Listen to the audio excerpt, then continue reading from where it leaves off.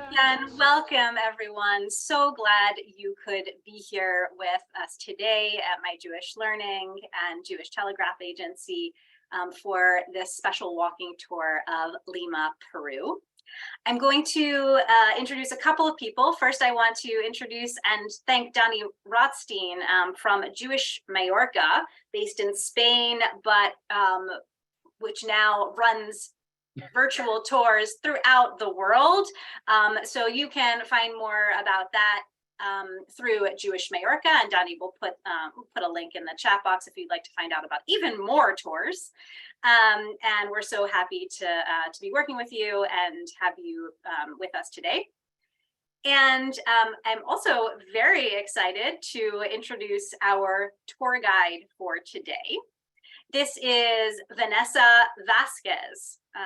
Vanessa is a professional tour guide with over 15 years of experience. She has been a proud cultural ambassador of her city since 2006, when she followed her passion and became a tour guide. And we're going to hear a little bit more about her personal story in the context of the walking tour. But I want to say, Vanessa, thank you so much in advance. We are so excited and thrilled for this tour today. And just a couple of technical notes before I turn it over to you. This is being recorded, so if you needed to leave early, don't worry. We will send you the link of the recording afterwards. Also, the captions have been enabled, the automatic Zoom captions. You can select those from the closed caption menu on your Zoom screen. You can select either show subtitles or hide subtitles as you wish. There will be some time at the end for a few questions. We probably won't be able to get to everyone's question, but we will take a few at the end. So please save your questions for that time. If you really have a burning question, you can send it to me or Donnie privately in the chat, and we will save it and come back to it at the end. I'm going to close up the chat box now just so it won't be distracting for everyone. But if you have any technical questions, you can always write to either myself or Donnie. And Vanessa, I will turn it over to you now. Hello, everyone. Welcome to my beautiful city, Lima, capital of Peru, a city of 11 million inhabitants, 11 million stories, and also a city of cultural fusion, integration. This is a multicultural city with stories that originate in different parts of the world. A place where the Spanish conquistadors met the Incas. They introduced African slavery. And later, after the independence of this land, people from all over the world, including, different Europeans, Chinese, Japanese as well, came and made this land their land. So today we are going to talk about one of the untold chapters of the history of Peru. This chapter is quite special for me. It's really, really personal, because the reason how I started to dive in this theme, it was in a way also my intention to understand my own heritage.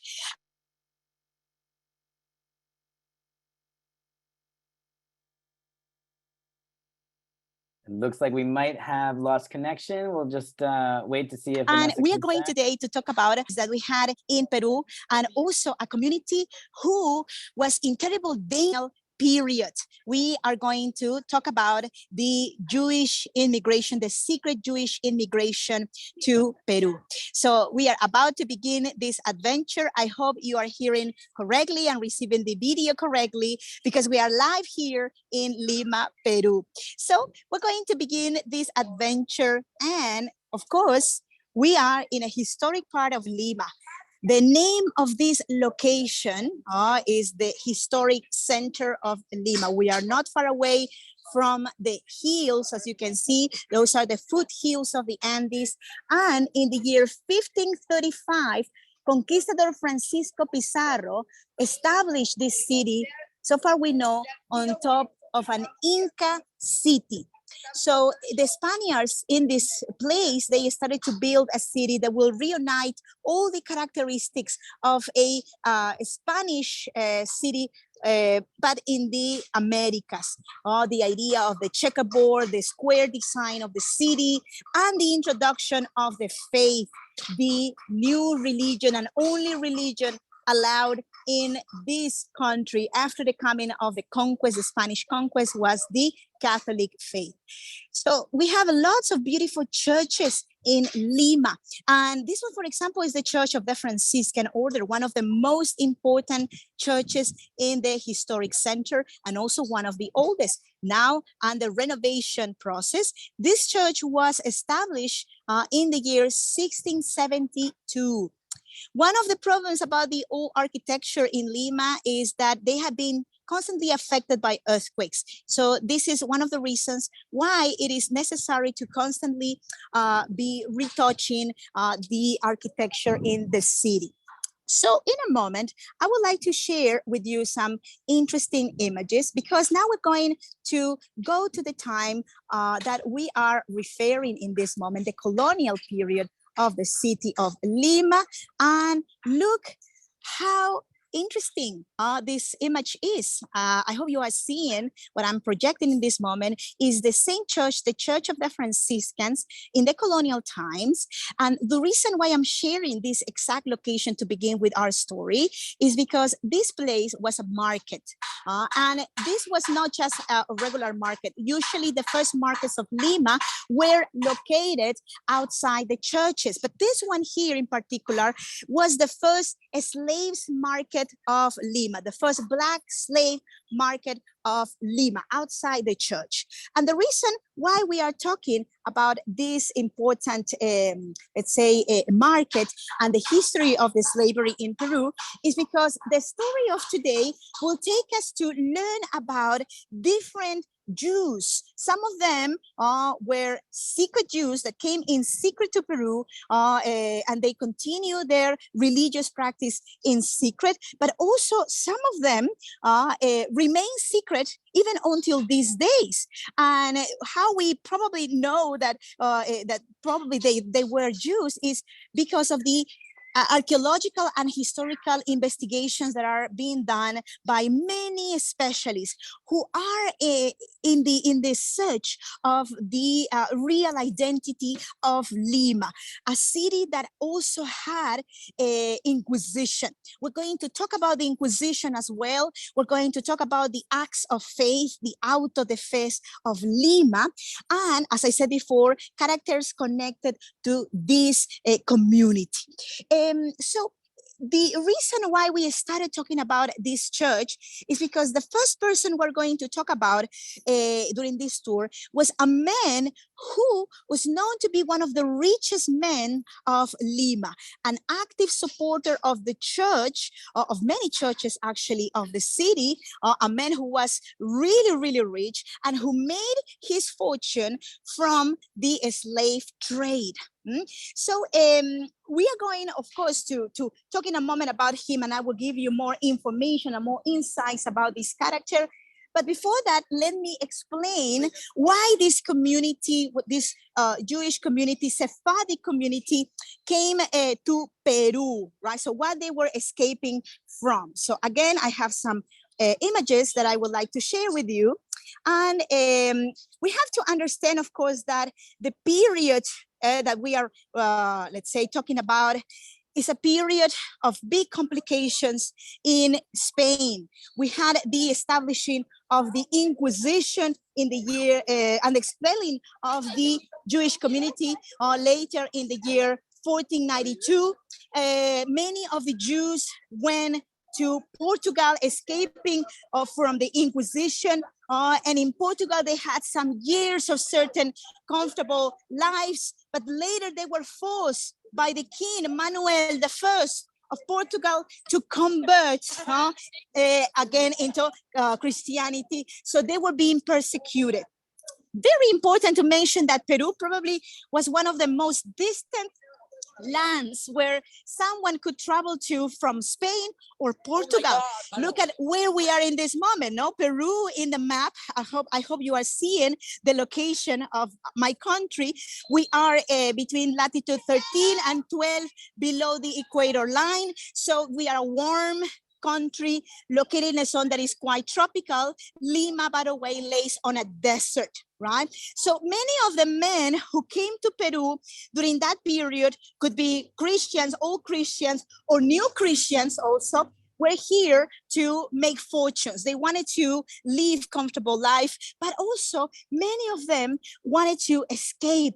They were escaping from this oppression, from this surge. Many even who were truly new conversos into Catholic faith, just because they were, let's say, descendants of Jews, they would be always put in this, let's say, group of new Christians, just because they had, like ancestors, great grandfathers that were Jews. They will always be new Christians. And that stain, that mark will not let them be, let's say, or have the same opportunities than other people. But also we have many people who continue practicing their faith because that was the only way they could also live in secret, right? So we are now in the house of a very important character, the person I am talking about in this moment. The man who was the slave owner, a man who made a big fortune here in Peru. He was originally not Spanish. He was from Portugal. The name of this man, I will now share these images also with you, is Manuel Bautista Perez. Manuel Bautista Perez is known not just as a confessed Jew who came here as Christian into Peru. He was persecuted. He was also imprisoned by the Inquisition for 5 years. And after that time, he was killed in an auto de fe or act of faith in the main square of Lima. So today's tour is dedicated to many of these historic figures who live in Lima, who in some of the cases died defending their faith in the last moments or last years of their life, decided to hold on their faith or say, basically, I am done with faking, or being, unfair to my true beliefs. Like, for example, this person, Manuel Bautista Perez, and in his case, he died as Jew, burned on the stake. So here I have for you some information about Manuel Bautista Perez, and he is also known as the first rabbi of Lima, and his house, which is the one we are in front at, was the first synagogue of Lima. So here, of course, some information about him, about, let's say, documentations that we have in the Inquisition that mentions that after the investigation done on this man, that was super rich and also that was very active supporter of the church, he came from a Jewish family. His mother was Jew. So that for the Inquisition was enough to say that he was also Jew. And also another important thing, you can see in this page, this is a page of one of the documents about the, let's say, the wealth of Mr. Manuel Bautista Perez back in the days when he was here in Lima. You can see in the section confiscated, the confiscated section, he has lots of pesos. Pesos means like golden coins. He has lots of hacienda houses, like lots of lands, lots of slaves. We count like 170 slaves, esclavos, and also another 170 slaves who were just merely recently brought from Cartagena, is what the document says. So this man was a super rich person. Also, in the year when he was killed by the Inquisition, it was the year 1639, there were also other several people killed by the Inquisition. In total, 9 were killed with him. Okay, we're going later to talk about the say the story of the Gran Auto de Fe in which he was killed, and also how many people died by the hands of the Inquisition. So this is, as I was saying, the first synagogue of Lima.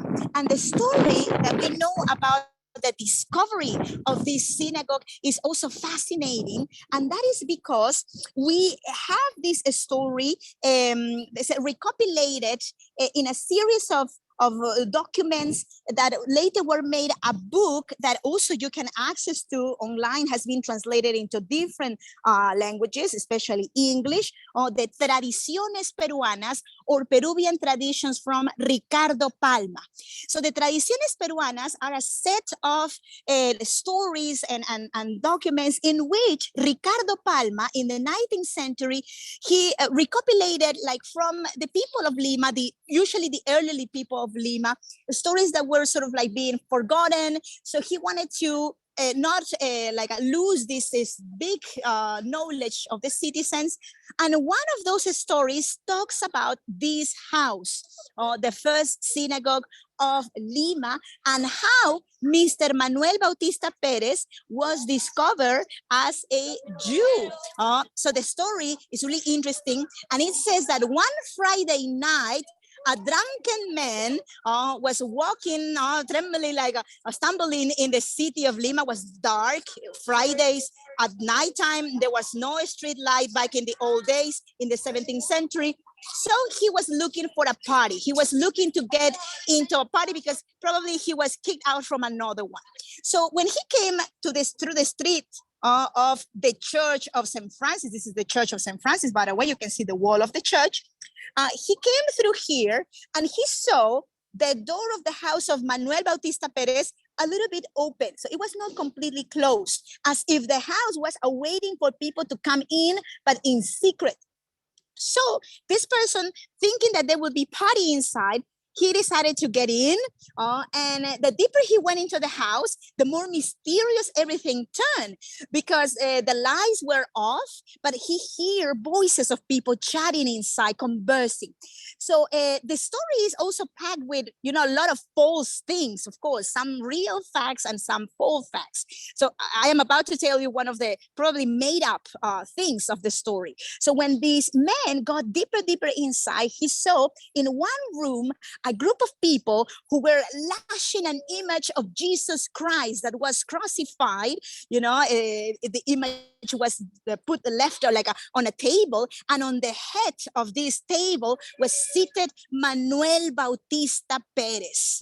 So of course this man left the house immediately, and he denounced this to the Inquisition. So that's how we know, of course, first of all, that Mr. Manuel Bautista Perez, was in charge of an activity. But of course, we know that the rest was completely made up. The idea was to see the Jews as big spiritual threat, and there was a campaign against them, but especially a campaign against wealthy Jews, because at some point it seems that all the Jews who were, taken by the Inquisition, that were put in the dungeons of the Inquisition, it seems that all of them were super rich, because in the documents that we have from the Inquisition, from these 79 people who were processed in total in the 250 years the Inquisition existed in Peru. It's a very little number indeed, but also we know that there were more people who the documents are not really anymore existing. Well, these people were all of them rich. They had wealth.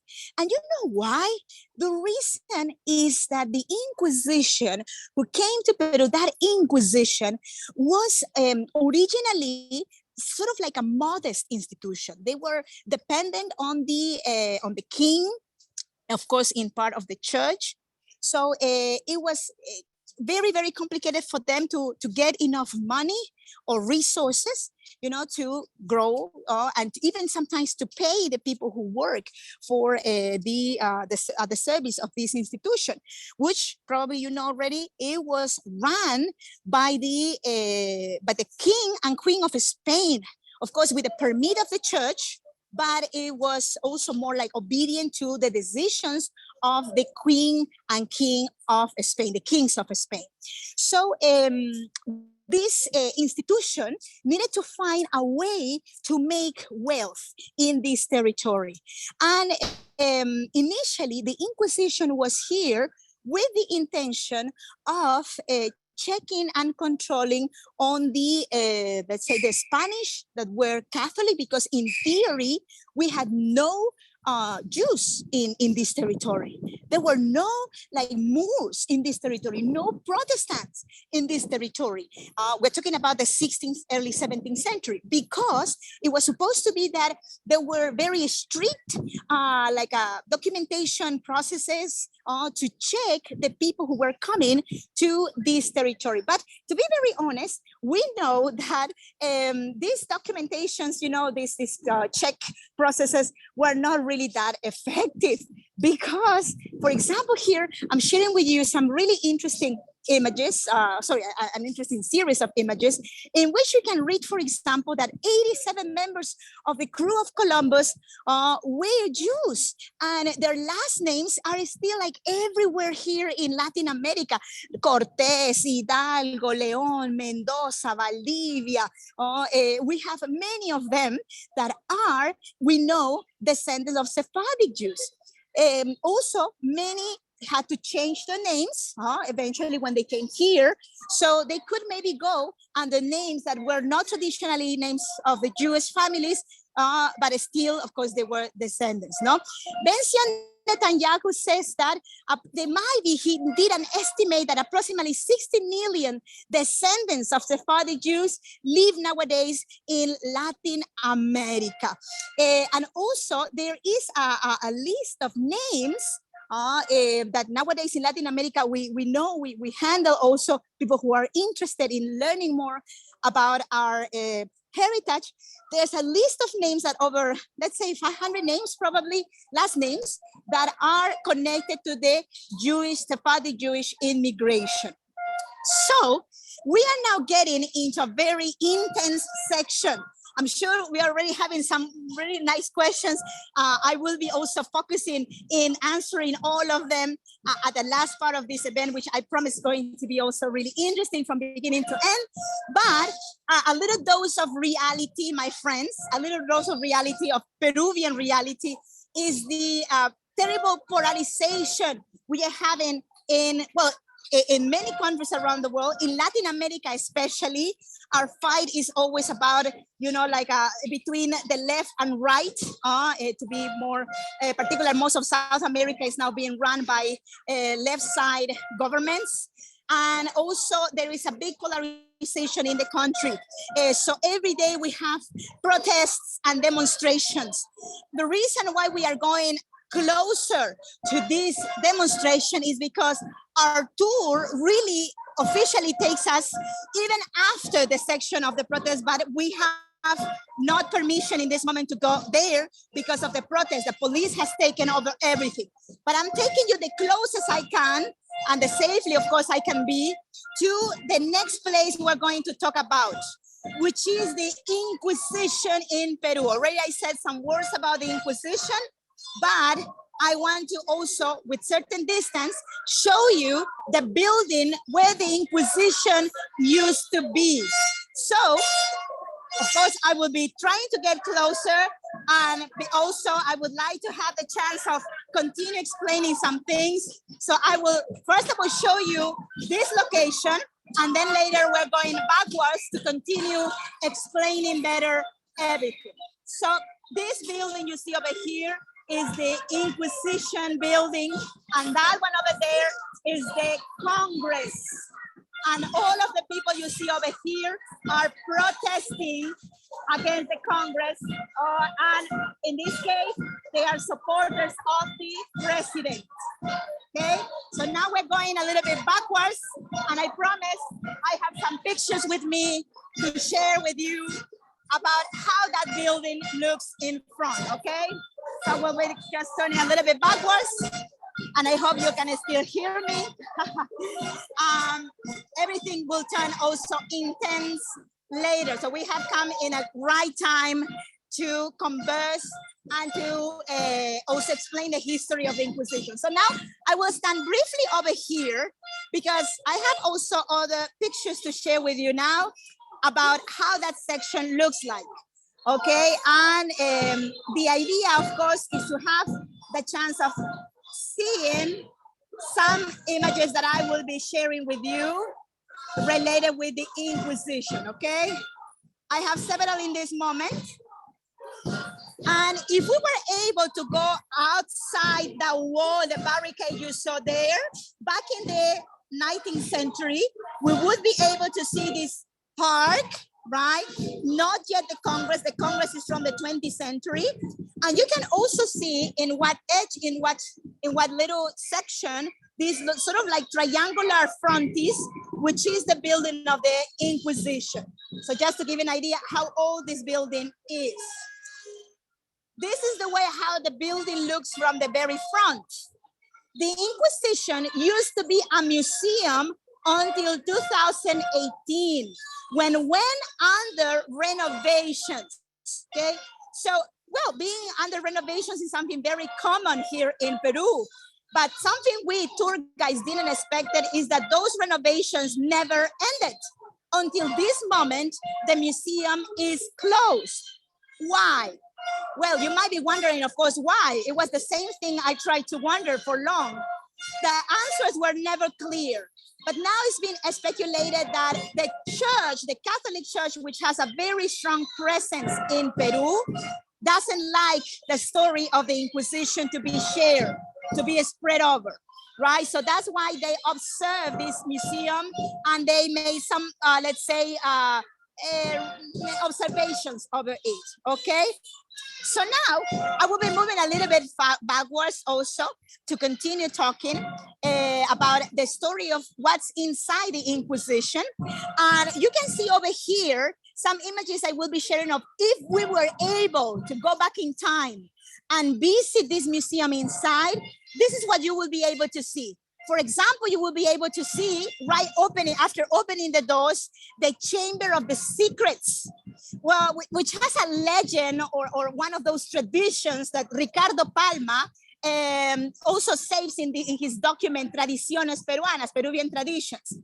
So in this legend, he recopilates a story that says that during the Inquisition time, the people who were, let's say, found let's say, guilty, you know, or let's say in the process of being proved if they were guilty of being Jew in secret, they were put in this trial in which the last word was not the one of the three observants, the three judges that were over there. It was the word of God, because the cross that was at the end of the corridor on top of the three judges, the cross moved the head. Yes or no, if the person was guilty or not. Also, of course, this was all manipulated back in those days. The dungeons of the Inquisition, we know of 24 dungeons that existed inside the Inquisition. And this also is appointed by people who were able to visit the Inquisition in the days when it was a place where Jews and Protestants were also taken and isolated. And we don't know, to be honest, how many in total were kept in those dungeons, but we know that there might have been hundreds of them. The only problem is that we don't have the documents. And also, by the way, just to prevent you of what is coming next, we have some images from the museum, the original circuit of the museum, about the punishments or the tortures people used to have or be given, in the Inquisition. So you can, if you wish, just not look at the screen, just some few minutes images. And these are just, we can say, mannequins. They are mannequins that are representing, for example, from the tortures that were related with immobilization of extremities or the sensation of being drowned, you know, to, for example, more physical ones like lashes, strangulation, and several others. And in this picture, you can see You can see people, children from schools going to visit the Inquisition to be aware about what happened in that period, that dark period of our history. The Inquisition lasted for 250 years in Peru. And it also was born, this Inquisition, the Peruvian Inquisition, at the same time like the one of Mexico. Mexican Inquisition and Peruvian Inquisition were both created in the year 1569, and in Lima, the building of the Inquisition created 1 year after in 1570. The Inquisition was this eventually powerful institution which was so rich that made a fortune from all the money confiscated from these rich Jews in secret that we had in Lima. And the summit, let's say, of all of the events that the Inquisition did was the auto de fe. So the street we are walking, and in a moment I will show you the street again, it used to be walked by what we call the marranos before they were killed in the auto de fe.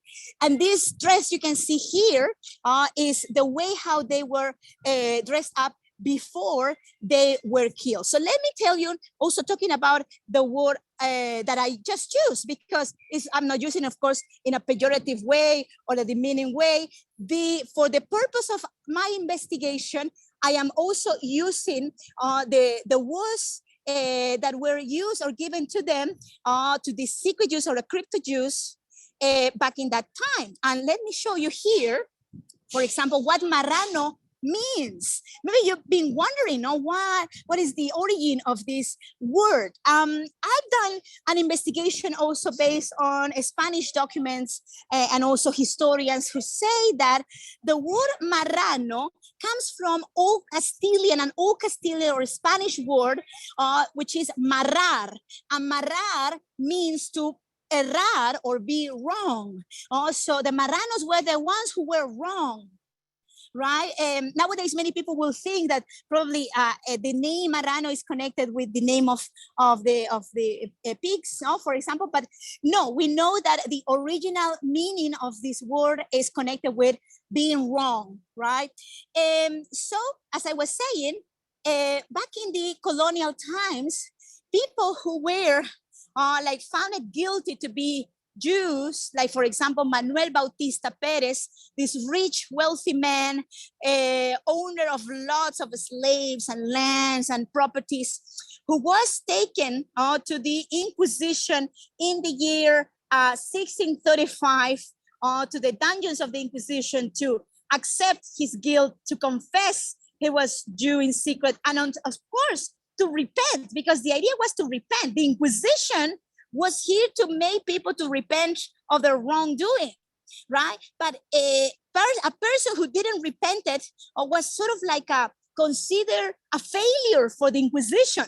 So that's why it was necessary to purify that failure with the fire. And that happened in the auto de fe. So then we know about the story of Mr. Manuel Bautista Perez, that he spent in these dungeons of the Inquisition 4 years. And in the year 1639, he and a group of men who were also his friends, people who knew him, were taken on an auto de fe, the big auto de fe, the act of faith, through this street to the main square of Lima, where they were sentenced in public and later killed. So this is the way how the procession also got into the auto de fe. And I remember also we were talking about the way how the people who were found guilty were, let's say, they dressed up. I remember I was trying to mention this. So this is the San Benito. The cloth you see there is called San Benito.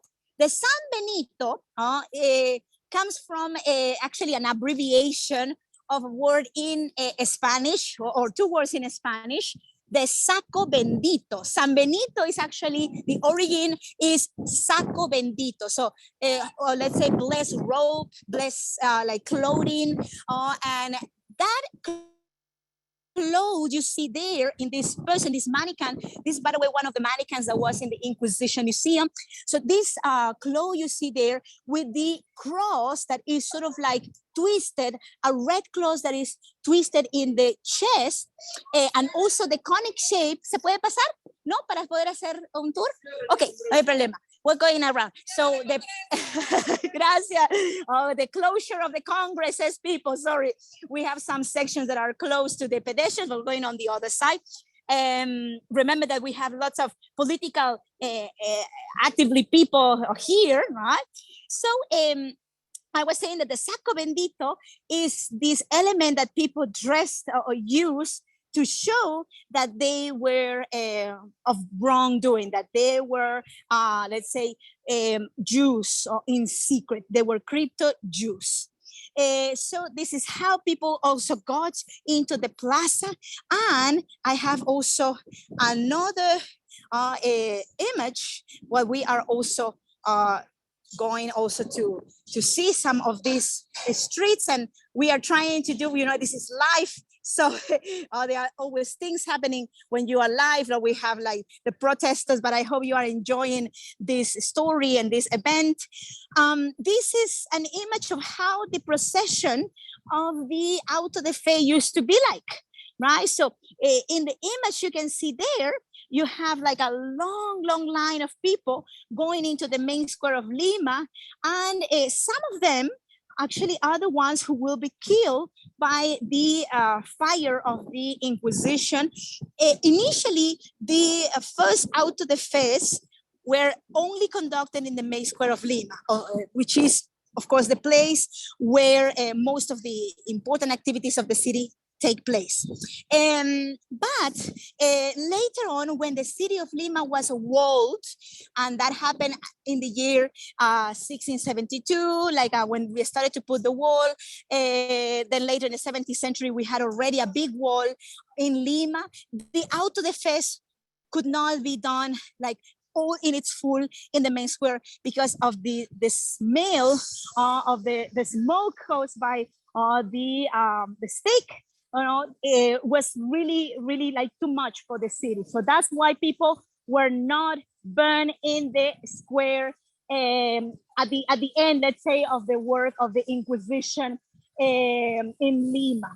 So we are now going to continue here. And we are now taking another street to go to the main square. And this street has another story.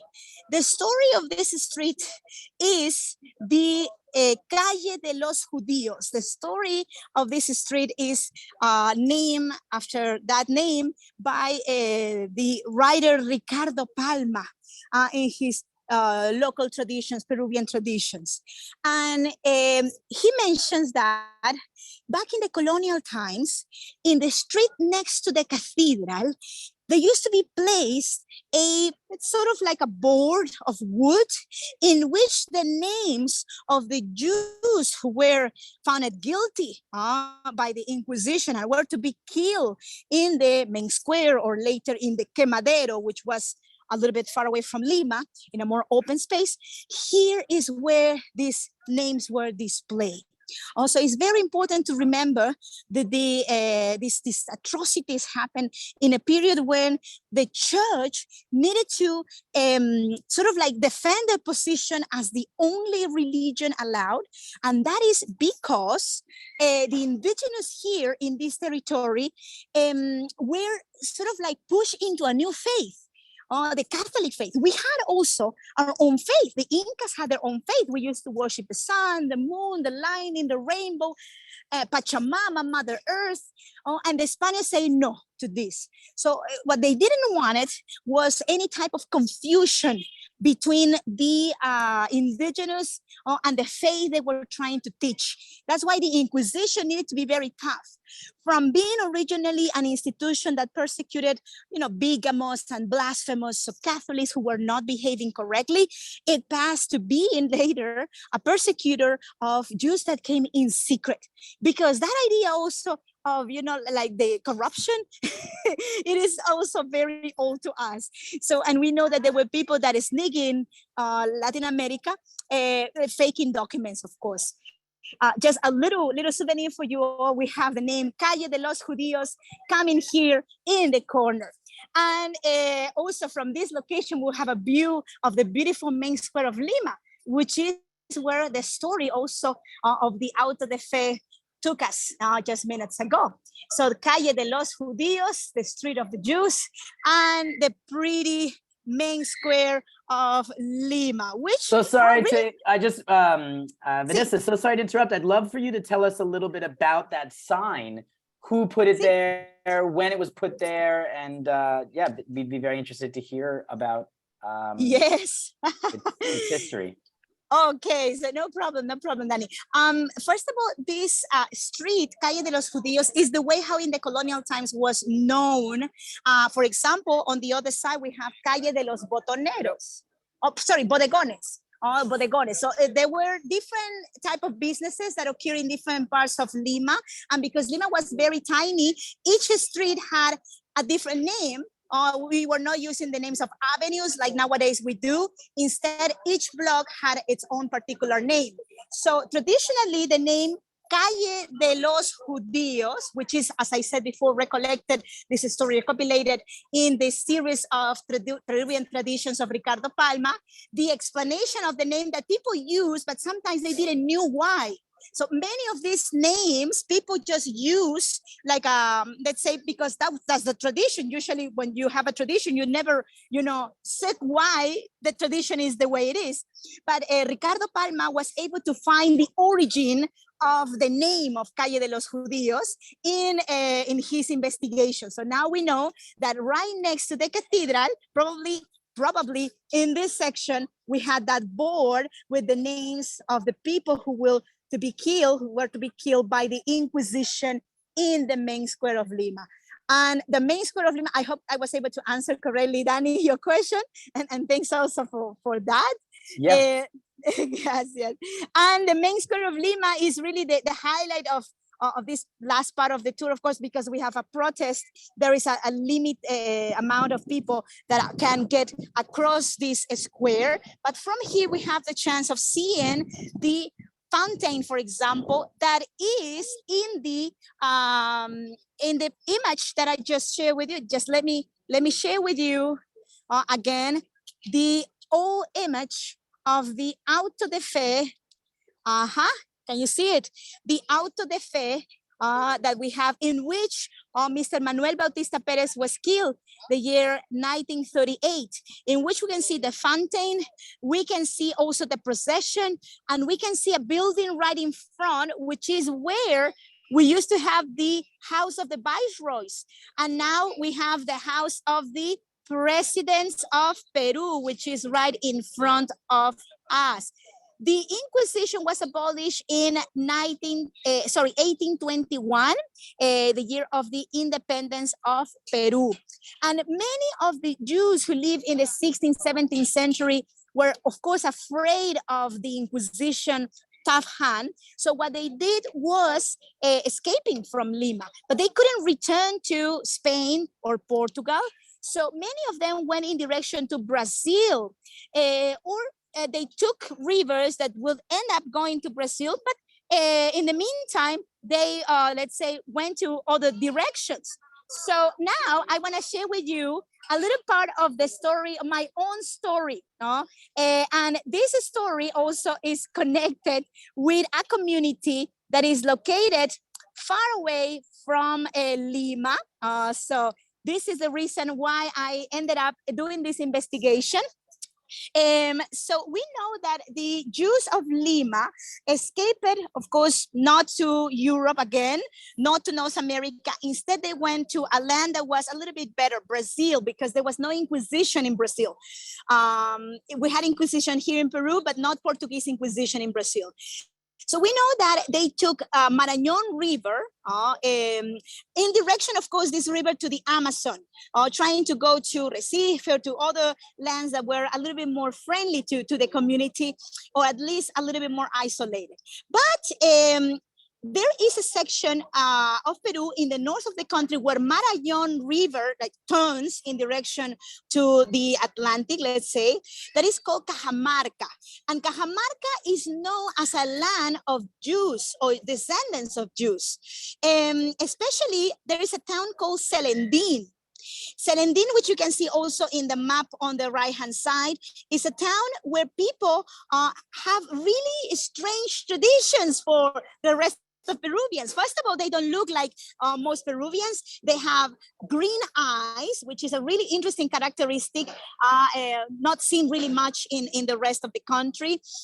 Also, another thing, I listed also some of them here in this list I'm sharing. For example, when people died in that town, stones or pieces of tiles from the roof tiles of the houses of the dead are put on their grave. Also, in the cemetery, you will see that when people are born in the birth date, they are put stars, and in the Day of the Dead, a cross. There are other traditions, like, for example, when people go inside the houses of their relatives, first they touch the right side of the entrance of the house, like a memory of the mezuzah, and then they make the sign of the cross, and they get inside the house, right? So these are very strange. This is a long list, of course, of interesting things that are unique to this land. And here you can see, for example, a church that had no cross until the year 2000. And now it has a cross, of course, but it was a very strange case. We have some dishes like this one here, which seems that it has some connection with the Sephardic culinary, right? And even some houses have the Star of David as part of the decoration inside their homes, but people don't know why. And finally, this is the idea I was saying, like there are stars in the birthday and crosses in the death day. Also, we have many last names that are known as Sephardic last names. One of them is my name, or my last name, my family name is Vasquez. And let me tell you finally that my family comes from Selendín. So my grandfather, Segundo Vasquez Herrera, he had beautiful green eyes, and really not the typical eyes of someone from Peru. Although he looked Peruvian, his eyes were not Peruvian. And well, this is my father and me also, Jorge Vasquez, and me, Vanessa Vasquez. So it seems that I do have heritage also from this community, which I am very proud of, because I was on the search of who I am, as well as we all should be. And also I enjoy and celebrate all my different influences, but you cannot love who you are without knowing, who you are, right? So I really hope you enjoy a little bit of this presentation. This is just reuniting the highlights of the secret community, Jewish community of Lima. I hope you were able to learn something new, and also that you find it entertaining, and that this is a good conversation opener as well. So wow. This gracias, has been wonderful, Tami. Vanessa. Thank you so much. Thank you so much, Vanessa, for sharing this very disturbing history and highlighting for us some of the history of the secret Jews of Lima. We have a couple of questions, and I know there is some noise in the background due to the protests. And perhaps, Dani, you got a couple of questions in the chat box as well. But I'll start with two that I got. They're a little bit related, perhaps. Someone said that they have Jewish family in Peru, Sephardi.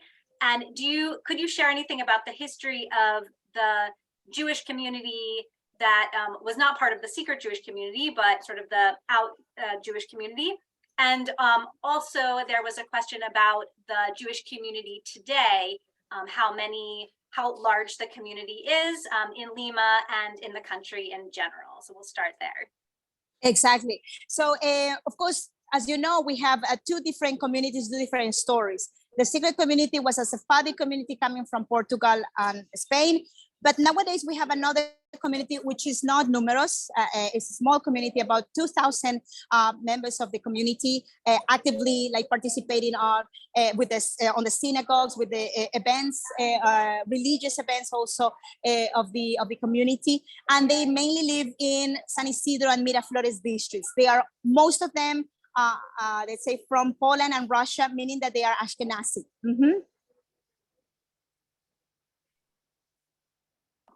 Thank you. Donnie, did you get any questions? Sure.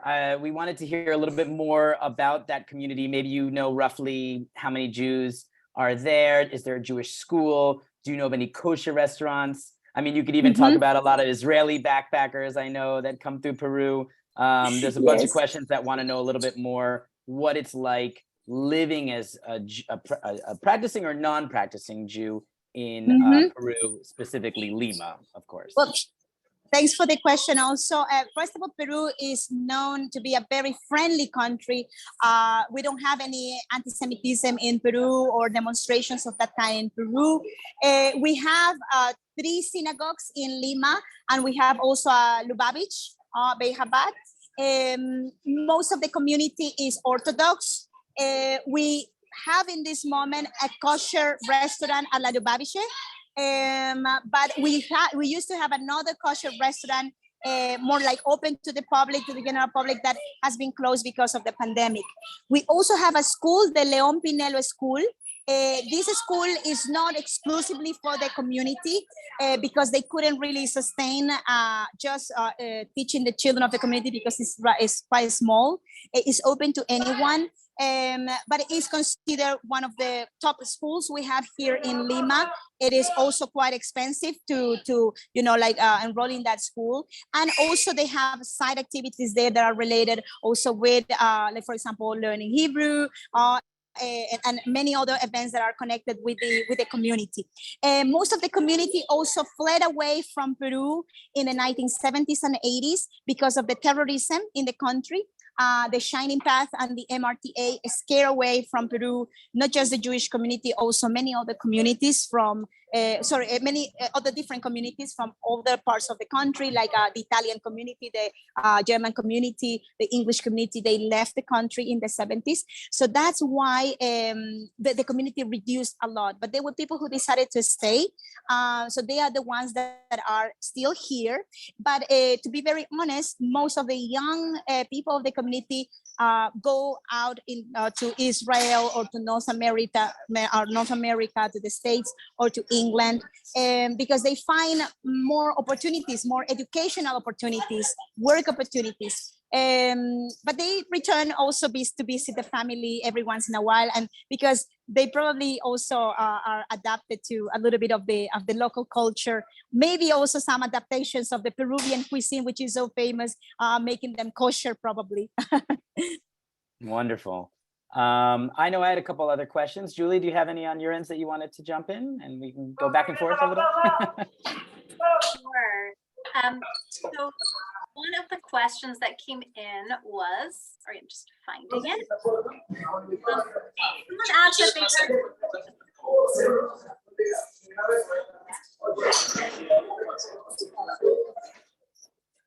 Vanessa, can you hear me?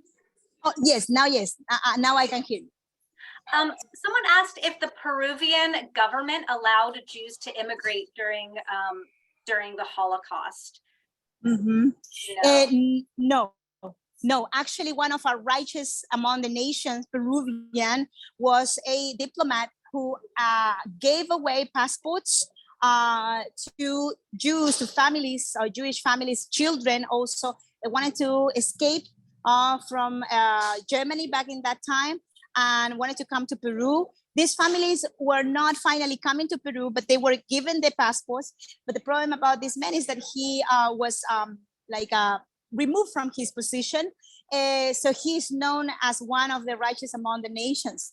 And yes, we had a position in Peru that was, first of all, very afraid of what could happen, what Germany, the implications of, messing with Germany. So that's why most of the countries in the region were very afraid of put in positions or being too welcoming, too open. And but later the community was able to come, and that's the community that nowadays some of them also the ones that are here in this moment, or you know, their descendants are in this moment. And one quick question, and then I'll pass it back to Dani, and I think we will need to wrap up. Someone asked that they heard if a name ends in EZ, that it's quite possible that the person is a crypto Jew descendant. Is that the case, or is that your understanding? Could you please repeat that part? I didn't hear well, please. Sure. Someone asked about names that end with EZ or EZ. Is there something about the person heard that names that end with EZ are possibly of crypto Jewish descent? Yes. What I've been also able to find out is that most of the Sephardic last names end with Z, AZ, or IZ. For example, in my case, I am Vasquez with C at the end. And there is a big possibility that I am also connected by last name also with the Sephardic immigration. There are also lists online. For example, I will also share with you, for if you want to also do a little research. I have here something that you can also find, like Sephardic DNA online. You can find in here a document with all the last names that are officially considered to be of Sephardic origin. So online you can find the information if you look on this name. And I can jump in and share as well, Vanessa, that this is incredible work that you're doing. Really so admiring your investigation, and something I'm very connected to. I'm living here in Mallorca, Spain, where there's a group of people called the Chuetas, who are Catholic descendants of the Jewish conversos of this island. And I'm also in touch with Ashley Perry, who has an organization called Reconectar, to reconnect, and his original name is Ashley Perez. So Perez could be Peretz, you know, like from the land. And Hernandez, Fernandez, all of these EZs could be son of Hernan, son of Fernando.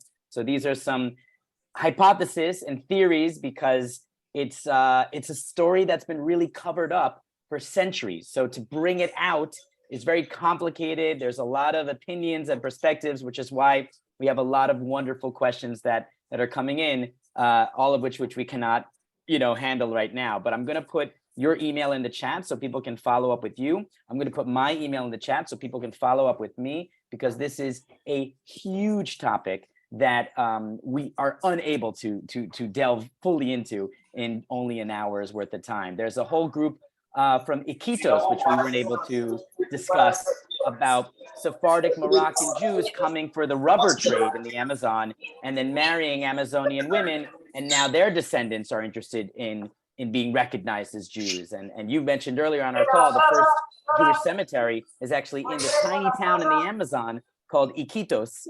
I can put it in the chat for everyone to do follow-up research, but it's fascinating. And this is part of my own personal project of uncovering these stories, because I think it can connect us all more together as a Jewish people, knowing these wonderfully interesting stories. I also want to put a little blast on a book I just finished reading called Prophet of the Andes by Graciela Mochkovsky, who is Argentinian. I'll put the link as well in the chat. Phenomenal book about a group of Catholic Christians who become evangelical, then Adventists, and then make their way teaching themselves how to be Orthodox Jews, and eventually even go to Israel. And there's about 500 or so Peruvians who've converted to Judaism who live in Israel. It will blow everyone's mind. So I highly recommend that book as well. And those are just some tidbits I wanted to offer to our large group today, because I know that this is something of interest. So once again, thank you so much. And I'll pass it over to Julie and yourself as I put these links in the chat. Yes. Thank you, Dani.